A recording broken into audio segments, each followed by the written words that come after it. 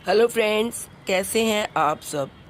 दोस्तों, आपने महाभारत तो टीवी पर बहुत देखी होगी और उसकी बहुत सारी कहानियाँ भी सुनी होंगी। लेकिन आज मैं आपको महाभारत की एक ऐसी कहानी सुना रही हूँ जिसमें परशुराम ने कर्ण को श्राप दिया था। कर्ण को परशुराम ने क्या श्राप दिए, आइए जानते हैं। कर्ण द्वापर युग के महान योद्धा में से एक थे, लेकिन उनको मिला श्राप उनकी मौत का कारण बन गया। कर्ण को उनके जीवन काल में 2 श्राप मिले थे। उन्हें पहला श्राप उनके गुरु भगवान परशुराम ने दिया था, जबकि दूसरा श्राप एक ब्राह्मण ने दिया था।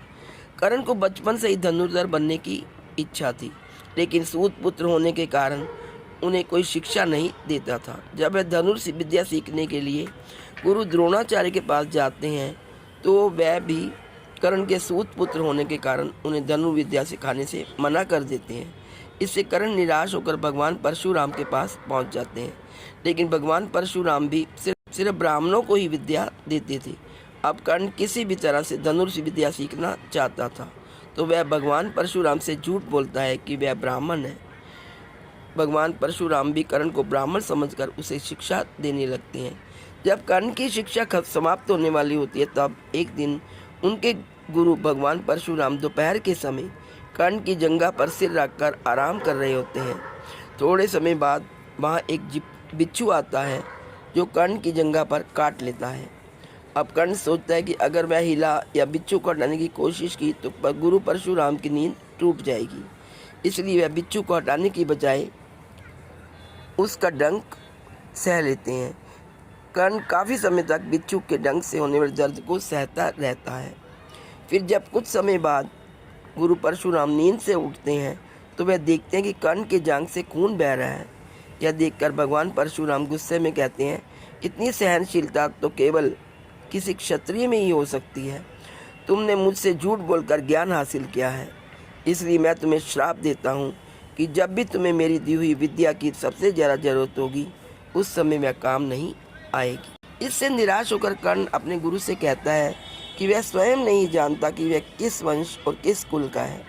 ऐसे में वह सारी बातें अपने गुरु परशुराम को बताते हैं। यह जानने के बाद भगवान परशुराम को श्राप देने पर पछतावा होता है, लेकिन दिया हुआ श्राप वापस नहीं लिया जा सकता। इसलिए वे अपना विजय धनुष कर्ण को वरदान के रूप में दे देते हैं। इसके बाद कर्ण भगवान परशुराम के आश्रम से विदा ले लेते हैं। इस घटना के कुछ वर्षों बाद एक दिन कर्ण जंगल में किसी अत्याचारी राक्षस का पीछा कर रहे होते हैं। वह राक्षस को निशाना बनाते हुए उसे मारने के लिए बाण चलाते हैं, लेकिन राक्षस अचानक गायब हो जाता है और बाण दलदल में फंसी एक गाय को लग जाता है। बाण लगने से गाय की वहीं पर मृत्यु हो जाती है। उस गाय का स्वामी एक ब्राह्मण होता है, जो गाय की दुर्दशा देखकर कर्ण को वहीं पर श्राप दे देता है। श्राप में ब्राह्मण कहता है कि जिस तरह तुमने एक असहाय गाय को मारा है, ठीक उसी तरह ही एक दिन तुम्हारी भी मृत्यु होगी।